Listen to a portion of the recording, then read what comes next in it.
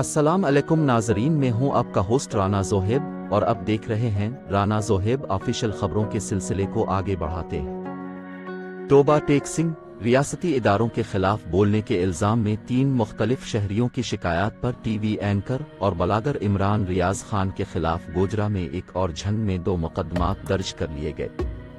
شکایات میں کہا گیا کہ اینکر کا یہ عمل ایک بڑا جرم اور آئین کی خلاف ورزی ہے کیونکہ اس سے پاکستانی عوام کے جذبات کو ٹھیس پہنچی ہے۔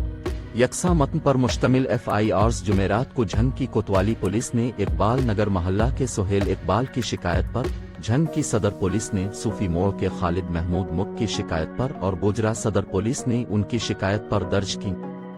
محبوب Ali Khan of check 363 GB۔ مقدمات پی پی سی کی دفعہ 5051 سی 5052 501 اور 109 اور الیکٹرانک کرائم ایکٹ 2016 کی روک تھام کی دفعہ 4 5 11 16 20 اور 22 کے تحت درج کیے گئے۔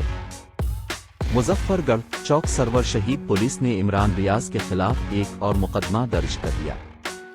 میجر ذکا الحق شہید کے بھائی، شکایت کنندہ ایڈوکیٹ ریاض الحق نے فوج کے خلاف بولنے پر ریاض کے خلاف پی پی سی کی دفعہ 109 501 C1 503 اور 505 کے تحت مقدمہ درج کرایا۔